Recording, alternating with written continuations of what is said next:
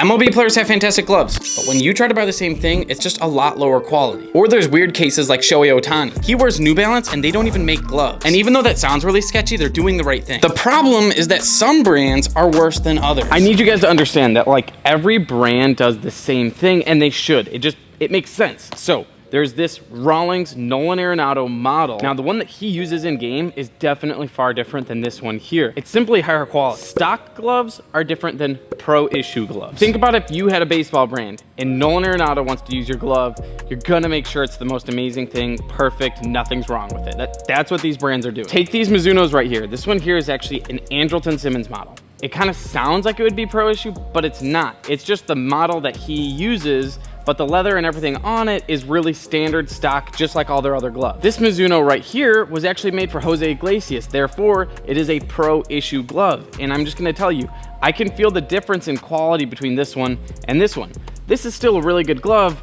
This one's even better. And just to be clear, these are both Mizuno Pros. They're the same kind of glove. The thing that cannot be overlooked is the insides of the glove, so they pay even more attention to make sure that the thumb, pinky stall, these fingers, the palm are all in perfect condition, stiff, heavy duty, but also flexible and ready to move. I need you guys to know there's one more brand that has a bigger gap between pro issue and then just stock gloves. It's not Mizuno, it's not Rawlings, it's not Wilson. I don't know who it could be. I'm gonna bring these back up. We're gonna talk about a trainer that I just got. They actually sent it in like over Instagram. They're like, hey, here's the glove, talk about it. Let me show you guys all the trainers that I own. And by all, I mean 4. Sick over there. Just zoom in. I thought there would be more shade, there's really not. Is there a freaking train coming? We have 4 trainers, okay? The Valley is the one that's new. Excited to talk about this thing. World Pegasus. Weird like Asian brand, I think it's Japanese. It's super stiff. PB Pro, currently my favorite one. And then there's this 44 Pro, second favorite for sure. That leads us to the Valley. I should probably have Josh come closer so I can like actually talk about this thing. Okay, now that you're here, so the Valley is like by far the smallest thing here. I don't even think this has like an inches measurement to it. It's puny. Look at, when the ball sits into it, it like literally is resting at the top. Everything you catch is a snow cone. Now we have a little dilemma here. So this glove was ordered by my wife. This glove was ordered by me like 3 or 4 years ago. And then this one was sent to me by 44. The reason this is a problem is I know for sure that this is just a standard 44 glove that was made really well. Whereas this glove, 44 sent this to me and they know I'm gonna review it, so they could have put extra work into this to make sure it's great. So for now, we're just gonna disregard this 44 because I'm not saying they did that for sure, we just don't know. 12 1/4, 12.75. This thing has been a tank. I've used it for like multiple softball seasons, a bunch of different just like casual baseball stuff. It's caught an incredible amount of balls, thousands and thousands. And look at this thing. It is doing fantastic. And then there's this. We broke it in and then used it for like 2 softball games. And look, it's already starting to collapse in on itself.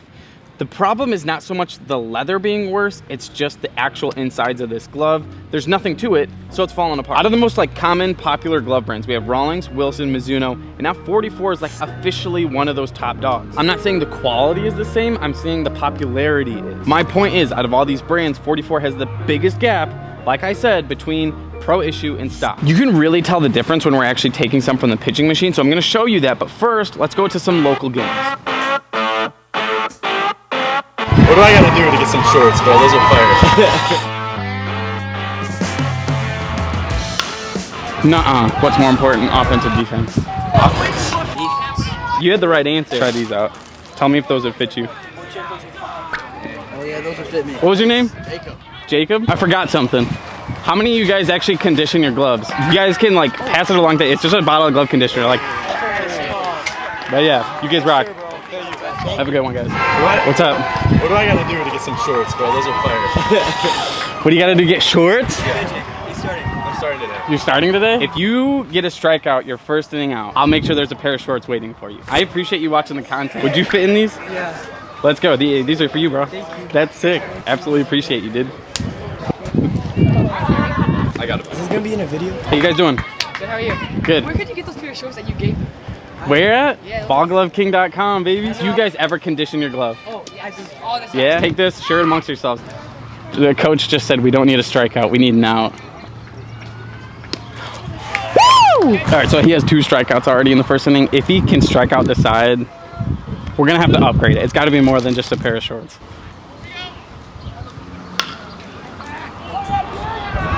Nuh-uh.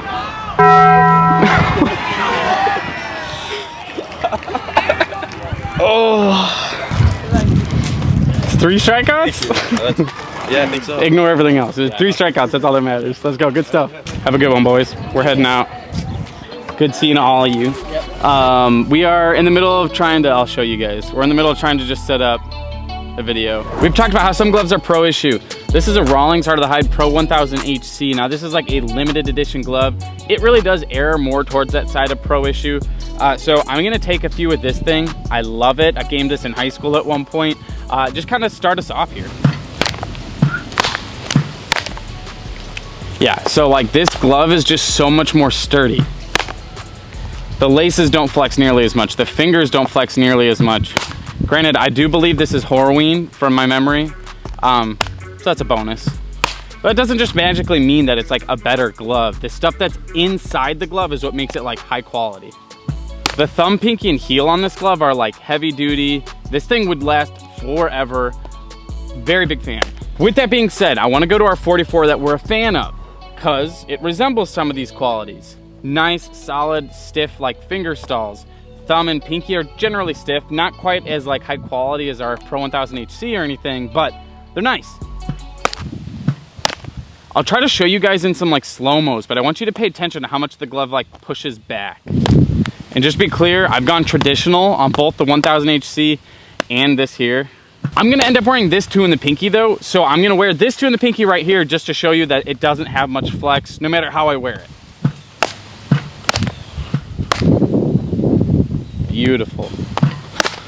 I can definitely tell like there's a lot more room for the ball when I go 2 in the pinky, but it's not whipping or anything like that. All right, moment of truth here.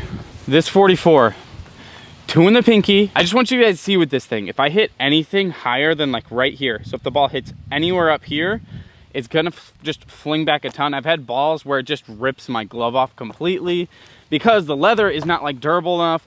The inserts on this thing just don't exist. So it already, first one out here, my thumb kind of scooted way off the glove. Now like that happens with like all gloves a little bit, but it'll happen a lot. All right, I don't know. I hit the pocket on that one and it still is just ripping the thumb like upwards and backwards. So rather than catching it like this, kind of even, it just rips it backwards. Again, that's normal with all gloves, but this is doing it to an extreme where it's yanking it off of my thumb. All right, new angle. I want you guys to see that flex even better. Once again, I'm gonna go for the top of that web here. Okay, that hit the very tip of the web and almost ripped the glove off. My thumb's just barely hanging in here. So the laces are kind of holding up. They're not necessarily stretching a lot. What is stretching is everything down here. So when I catch the ball, this stuff is pulling back a ton like this. The whole point of this video is just, I can't stress it enough how important the insides of a baseball glove are. You could argue that it's more important than the actual leather itself. So forget Horween leather. I just want to have the insides of this glove because they're amazing. Put it on this leather and it's gonna be a really solid glove. All right, I'm actually gonna take a couple 2 in the pinky with a Pro 1000 HC and then our other 44 as well. I'm gonna show you how a high quality glove will actually stick a ball rather than letting it push it backwards. It doesn't like get bullied by the ball. There's just a big difference between like these 2 gloves. This glove is just much nicer than this glove. But with that being said, this one is far nicer than our other 44. Oh yeah, that feels good.